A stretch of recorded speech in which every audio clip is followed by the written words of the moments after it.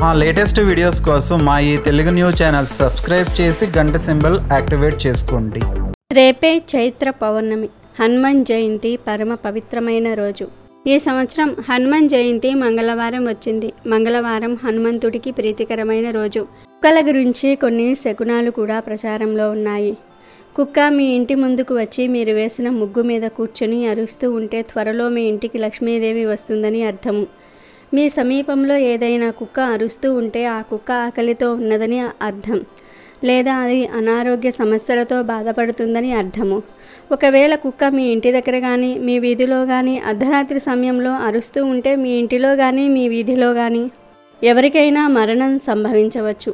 అయితే ఎంతో పవిత్రమైన ఈ పౌర్ణమి రోజు కుక్క కనిపిస్తే ఈ ఒక్క పని చేయండి చాలు. ఆంజనేయ స్వామి వారి అనుగ్రహం కలుగుతుంది. మీకు ఉండే కష్టాలన్నీ కూడా పోయి ధనం మిమ్మల్ని వెతుక్కుంటూ వస్తుంది. మీ జాతకం మారిపోతుంది. దరిద్రాలన్నీ పోతాయి. ఈరోజు కుక్క కనిపిస్తే ఇలా చేయటం వలన జన్మల పాపాలు పోయి కోటి జన్మల పుణ్యం వస్తుంది అని పండితులు చెప్తూ ఉన్నారు. మరి ఈరోజు కుక్క కనిపిస్తే ఏం చేయాలి అనే విషయాన్ని ఇప్పుడు మనం ఈ వీడియోలో వివరంగా తెలుసుకుందాము. అంతకన్నా ముందు ఒక తెల్ల కుక్క నల్ల కుక్క కథను విందాం. అనగనగా ఒక ఊళ్ళో తెల్ల కుక్క నల్ల కుక్క ఎంతో స్నేహంగా ఉండేవి. దొరికిన ఆహారాన్ని సగం సగం పంచుకుని తినేవి. మిగతా కుక్కలు కూడా వీటిని చూసి స్నేహం అంటే ఇలా ఉండాలి అంటూ పొగిడేవి. అవి రెండు ఎవరికి ఎదురుపడినా వాళ్ళు తెల్ల కుక్కనే ఎత్తుకుని ఎంతో ఆప్యాయంగా నిమురుతూ ఎంత బాగుందో అంటూ ఆడించేవాళ్ళు. ఆహారం కూడా తెల్ల కుక్కకే పెట్టేవారు. పక్కనే ఉన్న నల్ల కుక్కను పట్టించుకునేవాళ్ళు కాదు. పైగా నల్ల కుక్క ఎదురుపడితే అశుభం అంటూ కొట్టి తరిమి వేసేవాళ్ళు. కొద్ది రోజుల తర్వాత తనను అందరూ మెచ్చుకుంటున్నారనే పొగరు తెల్ల కుక్కలో బాగా పెరిగిపోయింది. ఆ రోజు నుంచి అది జతగా ఉన్న నల్ల కుక్కను, నువ్వు నల్లగా ఉన్నావు, అందుకే ఎవ్వరూ నిన్ను పట్టించుకోరు. నేను తెల్లగా ఉన్నాను కాబట్టి అందరూ నన్ను మెచ్చుకుంటున్నారు. నా వల్లనే నీకు తిండి దొరుకుతుంది, లేకుంటే ఆకలితో మాడిపోయేదానివి అంటూ దెప్పి పొడుస్తూ ఉండేది. నల్ల కుక్క అది నిజమే అనుకొని చాలా బాధపడేది. ఆ దేవుడు నాకు కూడా తెలుపు రంగు ఇచ్చి ఉంటే బాగుండేది అని మనసులో అనుకుని మదనపడేది. కొన్నాళ్లకు తెల్ల కుక్క నల్ల కుక్కతో వెట్టి చాకిరీ చేయించుకోవడం మొదలుపెట్టింది. చెప్పిన పని చేయకుంటే నాకు దొరికే ఆహారంలో సగభాగం నీకు ఇవ్వను అంటూ నల్ల కుక్కను బెదిరించేది. ఒకరోజు ఒకతను ఆ రెండు కుక్కలను చూశాడు.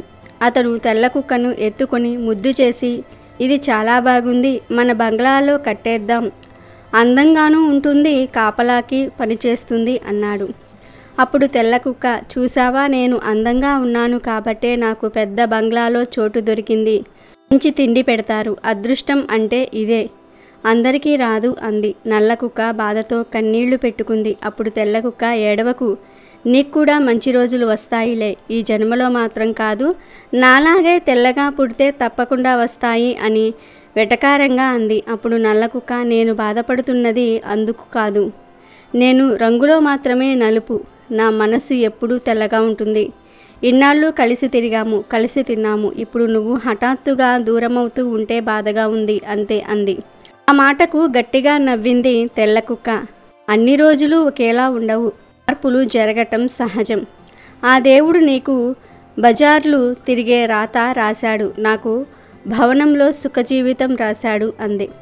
నల్ల కుక్క ఏడుస్తూ ఉంటే హేళనగా నవ్వుకుంటూ ఆ వ్యక్తి వెంట వెళ్ళిపోయింది తెల్ల కుక్క.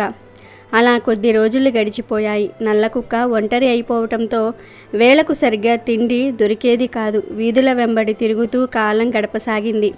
ఒకరోజు ఒక చెత్త కుండీ పక్కన పడుకుని దీర్ఘంగా ఆలోచిస్తుంది. సరిగ్గా అదే సమయానికి తెల్ల కుక్క పరిగెత్తుకుంటూ అక్కడికి వచ్చింది.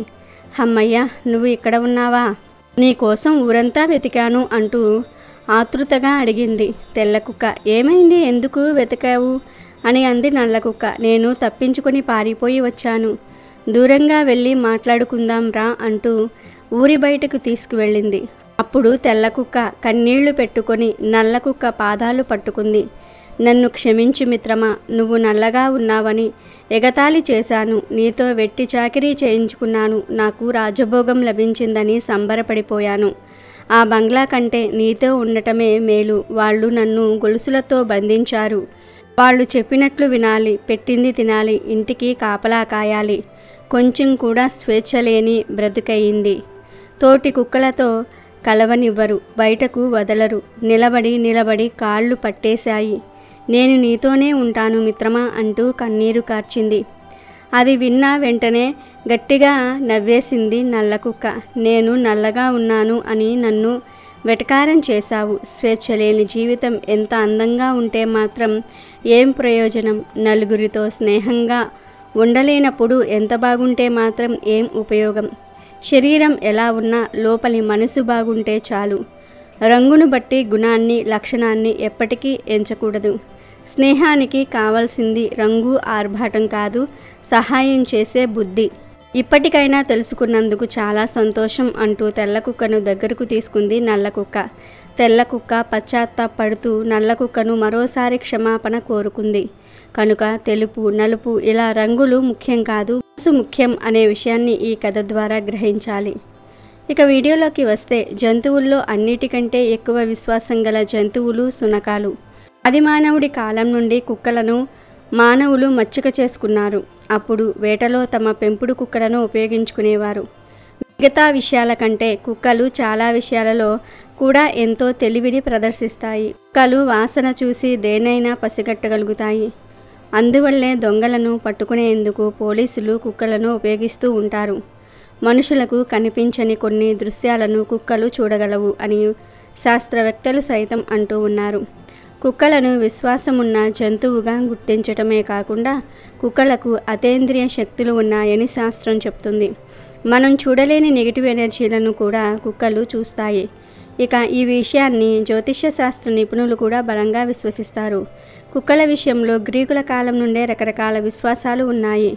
ధర్మరాజు స్వయంగా తన కుక్కతో స్వర్గానికి చేరుకున్నాడు. కాబట్టి కుక్కలను వెంట ఉంచుకుంటే, పెంచుకుంటే స్వర్గానికి మార్గం సుగమనం అవుతుందని పెద్దలు నమ్ముతారు. మన ప్రకృతిలో సంభవించే పెను ప్రమాదాలను కుక్క ముందుగా కనిపెడుతుంది. కుక్కలను చాలా వరకు అందరూ చులకనగా చూస్తారు. చాలామంది కుక్కలను కొడుతూ ఉంటారు. అంటే కుక్కలు ఏమీ చేయకపోయినా ఊరికే కుక్కలను కొట్టటము, హింసించటం వంటి పనులు చేస్తారు.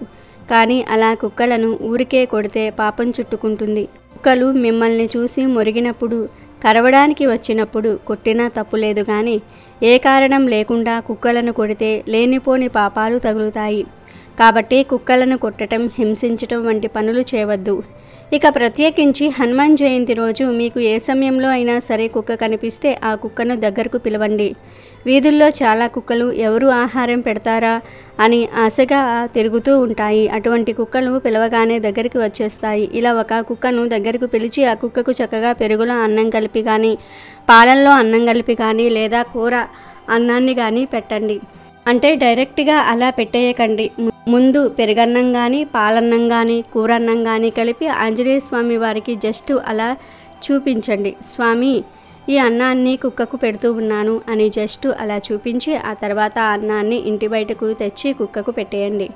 ఆ కుక్క అన్నం తినేటప్పుడు మీకు ఉన్న సమస్యలను మీ మనసులో చెప్పుకొని అవి తొలగిపోవాలని కోరుకోండి. ఈరోజు అన్నం అనే కాదు, గారెలు, అప్పాలు, చపాతీలు ఇలాంటివి ఏమైనా సరే కుక్కకు పెట్టవచ్చు.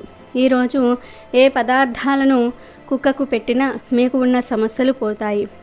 అందరి దేవతల అనుగ్రహం లభిస్తుంది. కేవలం ఒక్క కుక్కే కాదు, అంతకన్నా ఎక్కువ కుక్కలకు కూడా ఆహారం పెట్టవచ్చు. ఇలా హనుమాన్ జయంతి రోజు కుక్కకు ఆహారం పెడితే శని బాధలు ఉండవు, జాతక దోషాలు పోతాయి, ఆర్థిక బాధలు పోతాయి, వద్దన్నా ధనం వస్తుంది. ధనమే మిమ్మల్ని వెతుక్కుంటూ వస్తుంది. దరిద్ర బాధలన్నీ కూడా పోతాయి. కనుక మీరు కూడా హనుమాన్ జయంతి రోజు కుక్కకు ఈ ఆహారం పెట్టి శుభ ఫలితాలను పొందండి. అలాగే ఈ హనుమాన్ జయంతి రోజు మీకు కోతులు కనిపిస్తే ఆ కోతులను ఆంజనేయ స్వామి వారిగా భావించి అరటి పండ్లను ఇవ్వండి, లేదా వేరే ఫలాలను ఇవ్వండి. ఈరోజు కోతులకు ఫలాలను ఇస్తే ఆంజనేయ స్వామి వారి అనుగ్రహం లభిస్తుంది. మీకు అన్ని శుభాలే జరుగుతాయి. ఈ శక్తివంతమైన రోజున ఉదయాన్నే నిద్రలేచి ఇంటిని శుభ్రం చేసుకొని చక్కగా స్నానం చేసి శుభ్రమైన బట్టలు వేసుకొని పూజ గదిని అలంకరించుకోవాలి. మీ పూజ గదిలో ఉన్న హనుమంతుడి చిత్రపటానికి చక్కగా పూలతో అలంకరణ చేయండి. ఈ సంవత్సరం ఏప్రిల్ 23వ తేదీ ఉదయం 9:03 నుండి 10:41 వరకు హనుమంతుడిని పూజించడానికి అనుకూలమైన సమయంగా ఉంది. ఈ సమయంలో హనుమంతుణ్ణి నియమనిష్టలతో పూజించి ఇప్పుడు మనం చెప్పుకోబోయే ఈ పరిహారం చేస్తే మీ మనసులో ఉన్న ఎటువంటి కోరికలు అయినా సరే అతి త్వరలోనే నెరవేరుతాయి. సకల దోషాలు తొలగిపోతాయి, అష్టైశ్వర్యాలు ప్రాప్తిస్తాయి. ఇక హనుమంతుడి పటాన్ని పూజకు సిద్ధం చేసుకుని మీకు దగ్గరలో ఉన్న మందార చెట్టు దగ్గరకు వెళ్ళి కొన్ని పువ్వులు వాటితో పాటు ఒక ఆకును తీసుకుని రండి. కొంచెం పెద్దగా ఉండే ఆకును తీసుకోండి. ఇప్పుడు ఆ ఆకును చక్కగా పసుపు నీటితో లేదా గంగాజలంతో శుభ్రం చేయండి. ఇప్పుడు ఆ ఆకును ఒక ప్లేట్లో పెట్టి దానిపై ఒక బెల్లం ముక్కను పెట్టండి. అలాగే కొన్ని నానబెట్టిన కందులను ఆ ఆకుపై పెట్టండి. మందార ఆకుపై బెల్లం మరియు నానబెట్టిన కందులు పెట్టి హనుమంతుణ్ణి సింధూరంతో పూజించండి. నెయ్యితో దీపం వెలిగించండి. హనుమాన్ జయంతి రోజు నెయ్యితో దీపం వెలిగించటం వల్ల శుభం కలుగుతుంది అని, అలాగే దీపంలో ఎర్రటి వత్తులు ఉంచి దీపం వెలిగిస్తే ఐశ్వర్యం లభిస్తుందని పండితులు చెప్తూ ఉన్నారు.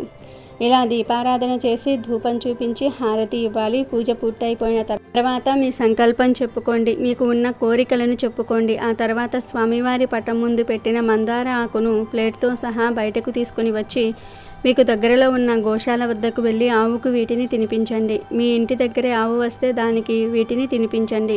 ఆవుకు బెల్లం మరియు నానబెట్టిన కందులు తినిపించడం వల్ల మీ కోరికలు అతి త్వరలో నెరవేరుతాయి. ఆస్తులను వృద్ధి చేసుకోవడానికి మంచి మంచి అవకాశాలు వస్తాయి.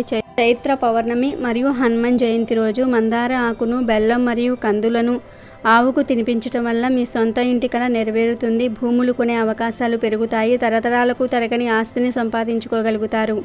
ఈ రోజున హనుమంతుణ్ణి నియమనిష్టలతో పూజించి ఆవుకు వీటిని తినిపించి మీ సంకల్పం చెప్పుకుంటే చాలు. మీకున్న ఎంత పెద్ద కోరికైనా సంవత్సరం తిరిగేసరికి నెరవేరుతుంది.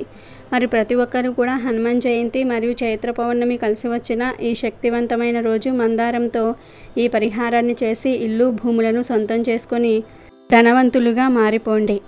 ఇక చివరిగా హనుమనామానికి ఉన్న శక్తి గురించి చెప్పే యవనాశ్వుని కథను విందాం. పూర్వం కాంబోజ నగరంలో యవనాశ్వరుడు అనే ఒక బ్రాహ్మణుడు ఉండేవాడు.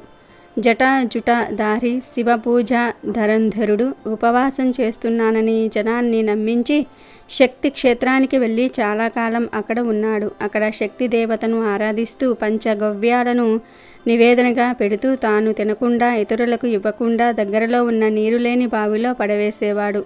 అతను పళ్ళు, పాలు, పెరుగు తింటూ చాలా కాలం గడిపాడు. దేవుడికి పెట్టిన వస్తువులు దివ్యమైనవి అవుతాయి.